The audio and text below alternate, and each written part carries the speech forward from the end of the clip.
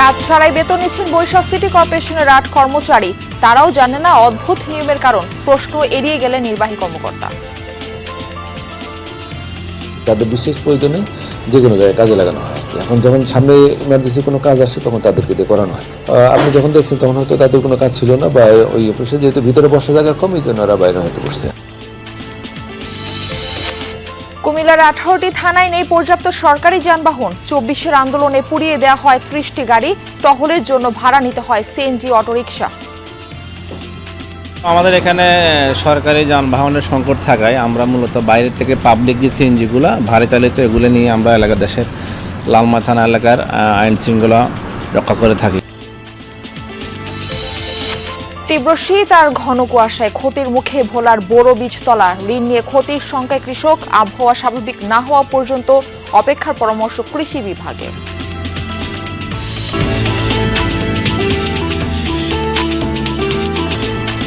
দর্শক, আমন্ত্রণ জানাচ্ছি সংবাদ সারা দেশে। আপনাদের সঙ্গে রয়েছে আমি মারফি রহমান। এতক্ষণ শিরোনাম দেখছিলেন, এবার বিস্তারিত সংবাদ জানাবো। বসে থাকাই ফুল টাইম চাকরি, করতে হয় না কোনো কাজ। এজন্য বেতনও মেলে 25 থেকে 40,000 টাকা। আশ্চর্যজনক হলেও বরিশাল সিটি কর্পোরেশনের ৮ কর্মচারীর ক্ষেত্রে ঘটছে এমনটাই। তারাও বলতে পারছেন না কেন তাদের বসিয়ে বসিয়ে বেতন দেয়া হচ্ছে।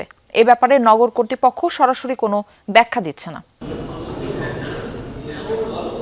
বরিশাল সিটি কর্পোরেশনের প্রশাসকের কক্ষের সামনে বসে থাকা ব্যক্তিদের দেখে মনে হবে তীব্র শীতে প্রশাসকের জন্য অপেক্ষা করছেন সেবা প্রত্যাশীরা। তবে আসলে তারা সবাই কর্পোরেশনের কর্মচারী। এই ৮ জন গেল ৮ মাস ধরে এভাবেই প্রতিদিন ৯টা ৫টা অফিসে বসেই থাকছেন, আবার বেতনও পাচ্ছেন। 5 মাস থেকে এখন পর্যন্ত সারাদিন এখানে বসে থাকাই, আর কোনো কাজ নেই। কারণ নাই, কর্তৃপক্ষের সিদ্ধান্ত অনুযায়ী আমরা এই দপ্তরে এখন আছি, সেই জন্য এখানে বসে থাকি। সই করে এখানে বসি আমরা, যে আমাদের এখানে কোনো রুম টুম দেওয়া হয় না, কিছু নেই। গেল বছরের 30 এপ্রিল এক চিঠিতে বরিশাল সিটি কর্পোরেশনের বিভিন্ন দপ্তর, বিভাগ ও শাখার ৮ কর্মচারীকে নিযুক্ত করা হয় প্রশাসকের দপ্তরে। এদের মধ্য থেকে একজন শারীরিক অসুস্থতার কারণে চাকরি থেকে স্বেচ্ছায় অবসর নিয়েছেন। পরবর্তীতে আরও একজনকে নিযুক্ত করা হয় একই দপ্তরে। তবে তাদের দেয়া হয়নি কোনো কাজ বা বসার জায়গা। কর্মচারীরাও জানেন না এমন অদ্ভুত আচরণের কারণ। আমি আগে এলইউসি শাখায় ছিলাম। বিগত আগস্ট মাস থেকে আমাকে এইখানে বদলি করা হয়েছে। আমাদের কোনো নির্দিষ্ট কোনো চেয়ার টেবিল না থাকে, আমরা এখানে আমরা অবস্থান করি। খারাপ তো লাগে, তারপরেও বসে থাকে না একটা 5টা। প্রশ্ন এড়িয়ে গিয়ে নানা যুক্তিতে বিষয়টি খণ্ডনের চেষ্টা করলেন সিটি কর্পোরেশনের প্রধান নির্বাহী কর্মকর্তা। যে দপ্তর আছে, যে সেকশন, ওই সেকশনে ন্যস্ত করা আছে এবং তাদের বিশেষ প্রয়োজনে যে কোনো জায়গায় কাজে লাগানো হয় আর কি। এখন যখন সামনে ইমার্জেন্সি কোনো কাজ আসে তখন তাদেরকে দিয়ে করানো হয়। এখন এই মুহূর্তে হয়তো আপনি যখন দেখছেন তখন হয়তো তাদের কোনো কাজ ছিল না, বা ওই অফিসে যেহেতু ভিতরে বসার জায়গা কম, এই জন্য ওরা বাইরে হয়তো বসছে। নগর ভবনের একটি সূত্র বলছে, বিদায়ী প্রশাসক রায়হান কাউসার এই ৮ কর্মচারীকে স্বপদে বহালের আদেশ দিয়ে গেছেন, অথচ সেই আদেশ কার্যকর হয়নি এখনও। কাউসার হোসেন, যমুনা নিউজ, বরিশাল। আসন্ন জাতীয় সংসদ নির্বাচনে অন্যতম ইস্যু আইন শৃঙ্খলা রক্ষা। সর্বোচ্চ সতর্কতার কথা বলছে প্রশাসন, কিন্তু কুমিল্লায় বাস্তবতা বলছে ভিন্ন কথা। 18টি থানার বেশিরভাগেরই নেই পর্যাপ্ত সরকারি যানবাহন। ভরসা করতে হচ্ছে সিএনজি চালিত অটোরিকশা সহ ভাড়ার গাড়ির উপর। এভাবে চললে মানুষের জানমালের নিরাপত্তা কতটা নিশ্চিত হবে তা নিয়ে প্রশ্ন তুলেছেন স্থানীয়রা। প্রায় 97 বর্গ কিলোমিটার এলাকা নিয়ে কুমিল্লার লালমাই উপজেলা। আইন শৃঙ্খলা পরিস্থিতি স্বাভাবিক রাখতে পুলিশি টহলে বিশেষ গুরুত্ব দেয়া হলেও এক্ষেত্রে লালমাই থানায় ভরসা সিএনজি অটোরিকশা কিংবা ভাড়ায় চালিত অন্য যানবাহন। থানার একমাত্র সরকারি গাড়িটি নষ্ট দীর্ঘদিন ধরেই, তাই টহল সহ যে কোনো প্রয়োজনে গাড়ি ভাড়া করতে হয় পুলিশকে। নিজস্ব গাড়ি না থাকায় পোহাতে হয় নানা সমস্যা। আমাদের এখানে সরকারি যানবাহনের সংকট থাকায় আমরা মূলত বাইরের থেকে পাবলিক যে সিএনজিগুলো ভাড়া চালিত, এগুলো নিয়ে আমরা এলাকার দেশের লালমা থানা এলাকার আইন শৃঙ্খলা রক্ষা করে থাকি। লাকসাম, মনোহরগঞ্জ, নাঙ্গলকোট ও মেঘনা থানাতেও রয়েছে মাত্র একটি করে গাড়ি। বাকি থানাগুলোতেও কম বেশি সংকট রয়েছে যানবাহনের। এতে ব্যাহত হচ্ছে সার্বিক কার্যক্রম। ভাড়া করতে হচ্ছে সিএনজি, অটোরিকশা, মাইক্রোবাস সহ বিভিন্ন বাহন। এমন অবস্থায় প্রশ্ন উঠেছে, এই সংকট নিয়ে আসন্ন নির্বাচনে আইনশৃঙ্খলা রক্ষার চ্যালেঞ্জ ঠিকমতো সামাল দেয়া যাবে কিনা। পুলিশের জনবল সংকট এবং পরিবহন সংকট অত্যন্ত প্রকট, আর এই সমস্যা জিয়ে রেখে জনগণকে কাঙ্ক্ষিত সেবা দেওয়া কখনোই সম্ভব নয়। একটা জায়গা থেকে যদি কল দেয় ওখানে যাওয়ার জন্য তারা একটা গাড়ি ভাড়া করতে হয়, তারপর যেতে হয়, যার জন্য মানে ওনারা মনে করেন ঠিক সময় পৌঁছাতে পারে না। সামনে এত বড় একটা মহাযজ্ঞ, তাদের নির্বাচন, সেখানে পুলিশ বাহিনীর সদস্যরা বিভিন্ন জায়গায় পেট্রোল ডিউটি করবার জন্য যেখানে প্রয়োজনীয় সময় সেখানে যাওয়া দরকার, সেখানে যেতে হলে তাকে তো দ্রুতগতির বা উন্নত মানের যানবাহন থাকা দরকার। খুব দ্রুত একটা সিজার লিস্ট করে কত থানায়, সব থানাগুলি কতগুলি গাড়ি দরকার, এটা রেড গাড়ির মালিকের সাথে বসে আলাপ আলোচনা করে যদি তাদের থেকে সহযোগিতা নেওয়া যায় তাহলে গাড়ির অভাবটা আর হবে না। পুলিশ জানায়, বিভিন্ন থানায় যানবাহনের ঘাটতি দীর্ঘদিনের। 24-এর ছাত্র জনতার আন্দোলনের সময় পুলিশ লাইন্স ও থানায় হামলার ঘটনায় 30টির মতো গাড়ি পুড়িয়ে দেয়ায় সংকট আরও বেড়েছে। নির্বাচনে আইনশৃঙ্খলা পরিস্থিতি নিয়ন্ত্রণে রাখতে পুলিশের জন্য গাড়ি রিকিউজেশন সহ বিভিন্ন পদক্ষেপের কথা বলছেন কর্মকর্তারা। কুমিল্লা জেলায় 11টি নির্বাচনী আসন রয়েছে এবং থানা হচ্ছে 18টি। আমাদের প্রায় 1491টি নির্বাচনী কেন্দ্র রয়েছে। তো বিশাল সংখ্যক যানবাহনের প্রয়োজন, সেটা আমাদের নেই। সেক্ষেত্রে আমরা গাড়ি রিকুইজিশন করবো, কিছু গাড়ি ভাড়া করবো, করে আমরা নির্বাচনটাকে সুন্দরভাবে সমাধান করার জন্য আমরা প্রস্তুতি নিয়েছি। লেভেল প্লেইং ফিল্ডের ক্ষেত্রে লজিস্টিক সাপোর্ট যে বিষয়টা আছে হতে পারে। লালমাই তো আমাদের নতুন থানা এবং উপজেলা, সেক্ষেত্রে সেখানে হয়তো লজিস্টিকের কিছু ঘাটতি থাকতে পারে। আমরা আমাদের রিকুইজিশন করার সিস্টেম আছে, যে যতগুলো ভেহিকল প্রয়োজন আমরা সেটা ব্যবস্থা করব। নির্বাচন কমিশন সচিবালয় সেভাবে নির্দেশ দিয়েছে। বর্তমানে কুমিল্লার 18টি থানায় 50টির মতো গাড়ি সচল রয়েছে বলে জানিয়েছে পুলিশ। নির্বাচন ঘিরে নিরাপত্তা নিশ্চিত শুধু দায়িত্ব নয়, এটি রাষ্ট্রের প্রতিশ্রুতিও। সেই প্রতিশ্রুতি বাস্তবে কতটা কার্যকর হয় এখন সেটি দেখার বিষয়। আর এই সমস্যার স্থায়ী সমাধান চান সচেতন মহল সহ সাধারণ মানুষ। খোকন চৌধুরী, যমুনা নিউজ, কুমিল্লা। ঘন কুয়াশা, হিমেল হাওয়া আর তীব্র শীতে যুবথুবু জনজীবন। আজ দেশের সর্বনিম্ন তাপমাত্রা রেকর্ড করা হয়েছে পঞ্চগড় ও চুয়াডাঙ্গায় 8.3 ডিগ্রি সেলসিয়াস। বিভিন্ন অঞ্চলে উঠানামা করছে তাপমাত্রার পারদ। দেশের বেশ কিছু জেলায় বয়ে যাচ্ছে মৃদু থেকে মাঝারি শৈত্যপ্রবাহ। ভোগান্তি বেড়েছে ছিন্নমূল ও খেটে খাওয়া মানুষের। দরিদ্র মানুষের মাঝে শীতবস্ত্র বিতরণ হলেও তা প্রয়োজনের তুলনায় অপ্রতুল। বেলা বাড়ার সাথে সাথে সূর্যের দেখা মিললেও তাতে খুব একটা উত্তাপ মিলছে না। শীতের সাথে পাল্লা দিয়ে বাড়ছে ঠান্ডাজনিত রোগ ব্যাধিও। প্রতিদিনই নতুন নতুন রোগী ভর্তি হচ্ছে হাসপাতালগুলোয়। ঠান্ডা বেশি, এবার কুয়াশা বেশি, বেড়া করা অসুবিধে, কাজকামি করা যায় না, খুব কষ্ট। এই যে শীত, অন্ধকার, বাচ্চা খোচ্চাদের খুবই সমস্যা হয়ে গেছে। ভোলায় ঘন কুয়াশা আর তীব্র শীতে ক্ষতির মুখে পড়েছে বোরো বীজতলা। কৃষকরা জানান, ঠান্ডায় তাদের বীজতলাগুলো লাল, হলুদ ও ফ্যাকাশে বর্ণ ধারণ করছে। ঋণ নিয়ে বীজতলা তৈরির পর এখন ক্ষতির শঙ্কায় দুশ্চিন্তায় রয়েছেন তারা। আবহাওয়া পরিস্থিতি স্বাভাবিক না হওয়া পর্যন্ত নতুন করে বীজতলা তৈরি না করার পরামর্শ কৃষি বিভাগের। গেল কয়েকদিন ধরেই কনকনে শীতে ভোগান্তিতে ভোলার মানুষ। দিনের বেলায় কিছুটা রোদের দেখা মিললেও রাতে কুয়াশায় ঢেকে যায় চারপাশ। কয়েকদিনের মধ্যে বীজতলা পরিপূর্ণ হলে শুরু হবে বোরো আবাদ। তবে শৈত্যপ্রবাহ আর ঘন কুয়াশার কারণে নষ্ট হচ্ছে বেশিরভাগ বীজতলা। সবুজ থেকে ধানের চারা হয়ে পড়ছে লাল, হলুদ ও ফ্যাকাশে বর্ণের। এতে কৃষকদের মধ্যে তৈরি হয়েছে শঙ্কা। ভুক্তভোগীরা জানান, আরো কয়েকদিন এই আবহাওয়া থাকলে পুরোপুরি নষ্ট হয়ে যাবে বীজতলাগুলো। বীজতলা হালাইছিলাম, অতিরিক্ত ঠান্ডার কারণে, কুয়াশার কারণে নষ্ট হয়ে যাইতেছে। বীজতলা জ্বালা মরে যাইতে আছে আর লাল হয়ে যাইতে আছে। দিন লইয়া আমি জ্বালা ফালাইছি, এই জ্বালা 2বার নষ্ট হয়ে গেছে, আরেকবার ফালাইছি। এখন এবারও যদি নষ্ট হয়ে যায় স্যার, আমার দেওয়ার মতন কোনো ইয়া নেই। এই বীজ নষ্ট হইয়া গেলে শতকরা 95 জন লোক এই কৃষকে এই জমিন রুইতে পারবো না। এই জমিন পরবর্তী খিলে থাকবো। সার না দেখ, ওষুধ না দেখ, একটা পরামর্শ দেয় কৃষি যেভাবে বাঁচতে পারে। সেগুলি কিছুই দেখলাম না জীবনে। আবহাওয়া পরিস্থিতি স্বাভাবিক না হওয়া পর্যন্ত নতুন করে বোরো বীজতলা না করার পরামর্শ কৃষি বিভাগের। এছাড়া বীজতলা রক্ষায় রাতে পলিথিন দিয়ে ঢেকে রাখার কথাও বলছেন কর্মকর্তারা। নতুন করে যদি আমাদের বলি যে যেহেতু এখনো কিছুটা সময় আছে বীজতলা করার জন্য, অবশ্যই করতে পারবেন, কিন্তু সেটা খুব বেশি পরিমাণে না এবং অবশ্যই সেটা কুয়াশা এবং ঠান্ডা আবহাওয়া অ্যাভয়েড করে। বাজার মূল্যের সাথে তেমন একটা সমস্যা হবে না। চলতি বছর জেলার 7 উপজেলায় ৩,৯০৫ হেক্টর জমিতে বোরোর বীজতলা তৈরির লক্ষ্যমাত্রা নির্ধারণ করা হয়েছে। সাইফ আহমেদ, যমুনা নিউজ। 6 দলে 6 প্রার্থী লড়বেন দৌলতপুর কুষ্টিয়া 1 আসন থেকে।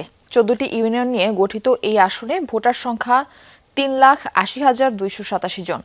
এই আসনটিতে বড় বাধা হিসেবে রয়েছে মাদক সন্ত্রাস, সীমান্তে চোরাচালান এবং অবৈধ অস্ত্র। সকল প্রার্থীরা উন্নয়নের প্রতিশ্রুতি দিয়ে জয়ের ব্যাপারে নিজেদের আশাবাদ ব্যক্ত করছেন। তবে এই আসনের প্রান্তিক জনগোষ্ঠীর প্রত্যাশাই বাকি। কুষ্টিয়ার সীমান্ত ঘেঁষা দৌলতপুর দেশের অন্যতম বৃহৎ উপজেলা হিসেবে পরিচিত। এখানকার শান্তিপ্রিয় জনসাধারণের প্রত্যাশা অনেক, তবে ভেতরে যেন চাপা ক্ষোভের বহিঃপ্রকাশ। আমরা সুব্যবস্থা পাই নাই, এই হয়রানি হওয়ার পরে কোনোটা হয় কোনোটা হয় না। ক্ষমতায় আসে সেই আপনার তো জনগণকে প্রতিশ্রুতি দেয়, কিন্তু কাজের বেলায় তো কেউ সেরকম কেউ কিছু করে না। আমি চাই এরকম একটা গভর্নমেন্ট আসুক, জনগণের জন্য একটা গভর্নমেন্ট আসুক। ভোট দেন, আপনারা পাশে দাঁড়াবো, এডি করবো সেটি করবো, ভোট শেষে যার যার পকেট গরম শেষে ব্যস্ত।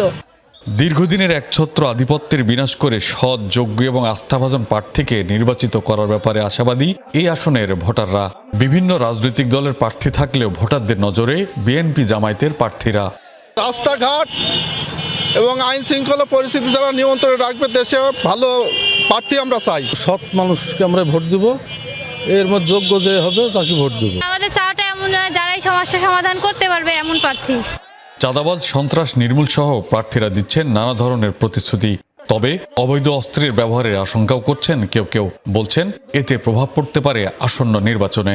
কিছু সন্ত্রাসী আছে, আমরা প্রশাসনকে বলছি সে যেই হোক তাকে আপনারা গ্রেপ্তার করেন। আমাকে যদি আল্লাহ তৌফিক দান করে আর আমার দল যদি ক্ষমতায় আসে, দৌলতপুর থানায় কোনো সন্ত্রাসী চাঁদাবাজ থাকবে না। এখনও অবৈধ অস্ত্রে ঝনঝনানি থাকার কারণে আমরা প্রত্যেকটা কেন্দ্রই আশঙ্কাজনক। আমরা সবই ঝুঁকিপূর্ণ মনে করতেছি। এগুলো সরকার বাহাদুরের কাছে আমরা অনুরোধ করব এই অস্ত্রগুলো দ্রুত যেন ক্লোজ করেন। দৌলতপুর থানা থেকে যদি সংসদ সদস্য প্রার্থী হিসাবে আমাকে মনোনীত করে, তাহলে এখানে দুর্নীতিটা আগে দূর করব। দৌলতপুর থানায় কোনো ফায়ার সার্ভিস নাই, এই ফায়ার সার্ভিসটা যাতে একটা স্টেশন হয় সেটা নিয়ে আমি কাজ করব। 461 বর্গ কিলোমিটারের কৃষিপ্রধান এই আসনের জনসংখ্যা 4,82,981 জন। জননিরাপত্তা সহ জীবনমান উন্নয়নের দাবি ভোটারদের। আমরা ভালো চাই, ধরেন গরিবদের তাকাবে, সাহায্য করবে, এইটা আমরা ধরেন চাই। আমরা তো দেশটা ভালো চাই, শান্তি চাই।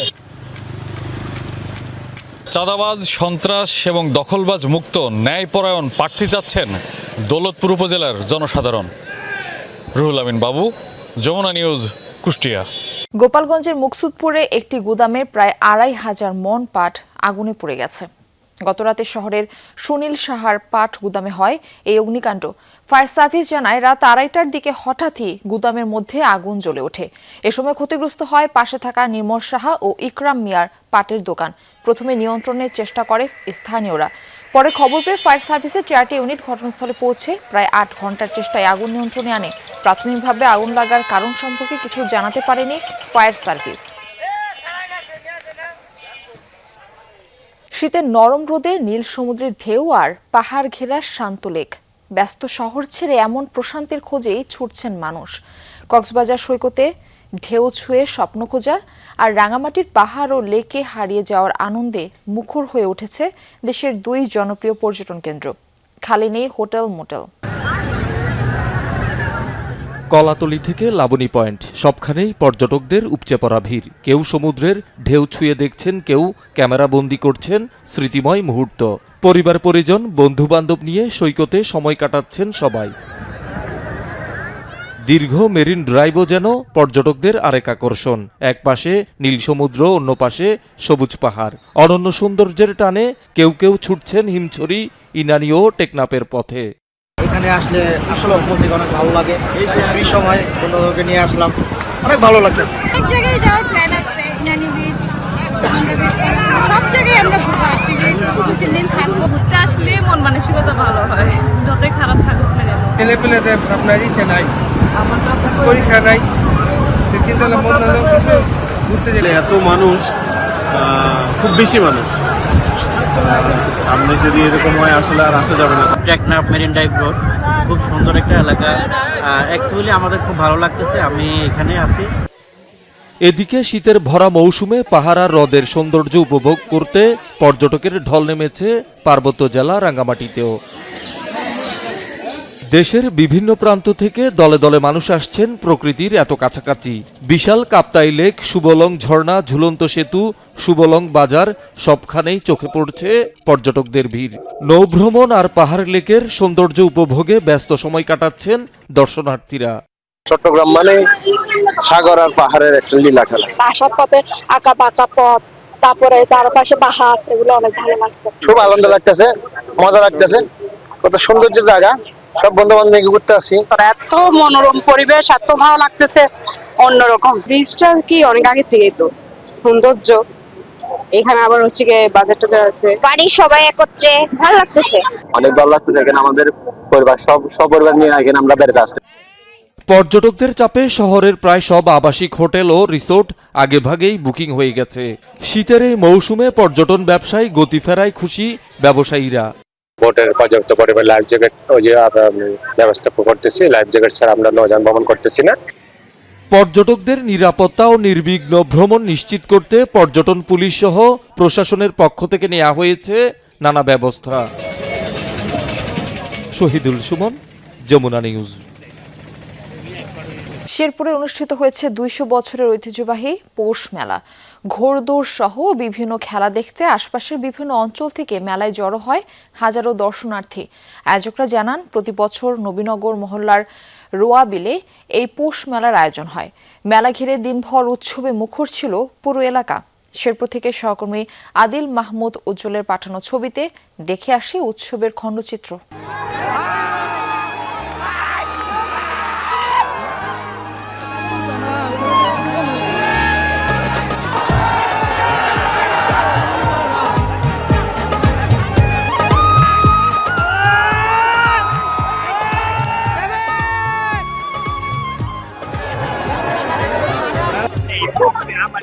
এটা ব্রিটিশের আমল থেকে পাইতেছে। আমরা ছোট লাগাতে জানি যে নবীনগর মেলা, পুষ মেলা আসলে ভালো লাগে, একটা বিনোদনের একটা জায়গা। ঘোড়াদৌড় হয়, বালিশ খেলা হয়, চেয়ার খেলা হয়, তো এগুলো উপভোগ করে ভালোই লাগে।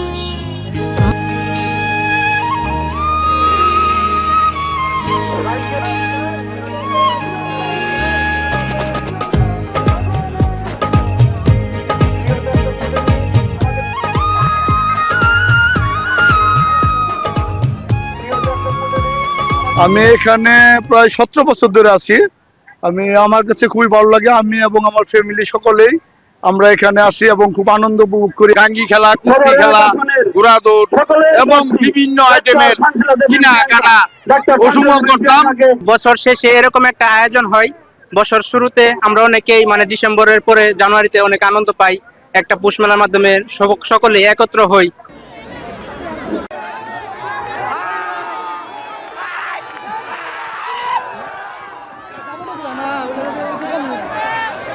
দর্শক, এ ছিল সংবাদ সারা দেশের এখনকার আয়োজনে। এতক্ষণ সাথে থাকার জন্য ধন্যবাদ সবাইকে।